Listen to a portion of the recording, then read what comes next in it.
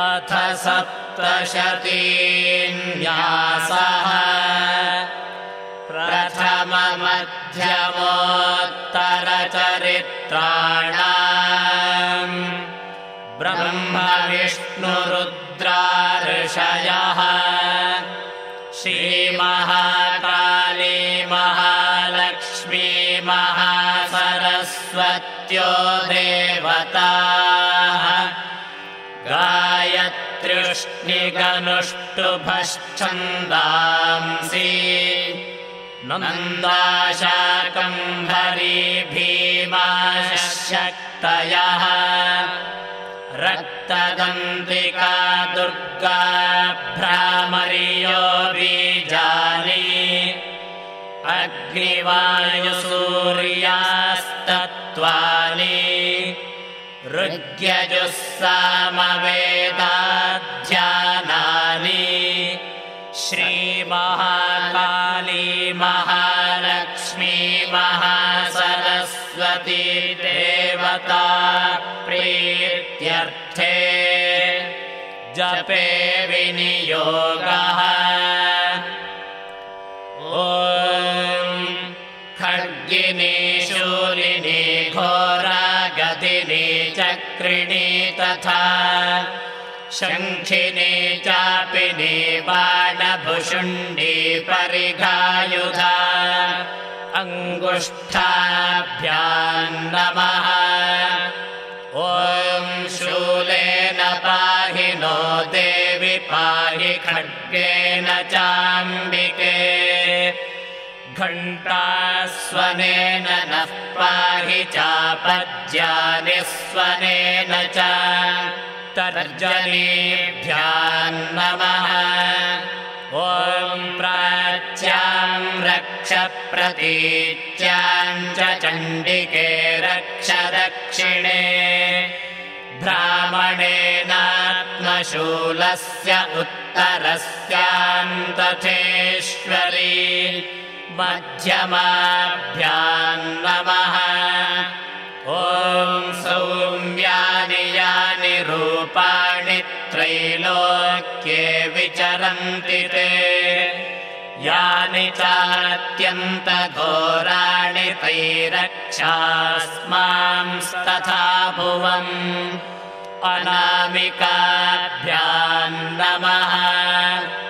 ॐ खड्गशूलगदादीनि यानि चास्त्राणि तेऽम्बिके करपल्लवसङ्गीनि तैरस्मान् रक्ष सर्वतः कनिष्ठिकाभ्यां नमः। ॐ सर्वस्वरूपे सर्वेशे सर्वशक्तिसमन्विते भयेभ्यस्त्राहि नो देवि दुर्गे देवि नमोऽस्तु ते करतलकरपृष्ठाभ्यां नमः। ॐ खड्गिनी शूलिनी घोरागदिनी चक्रिणी तथा शङ्खिनी चापिनी बाणभुषुण्डी परिघायुधा हृदयाय नमः। ॐ शूलेन पाहि नो देवि पाहि खड्गेन चाम्बिके घण्टास्वनेन नः पाहि चापद्यानि स्वनेन च शिरसे स्वाहा।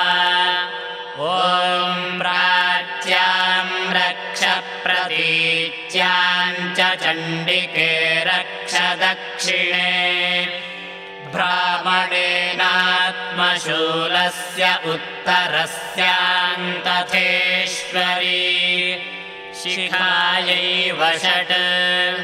ॐ सौम्यानि यानि रूपाणि त्रैलोक्ये विचरन्ति ते यानि चात्यन्तघोराणि तैरक्षास्मांस्तथा भुवम् कवचाय हुम्।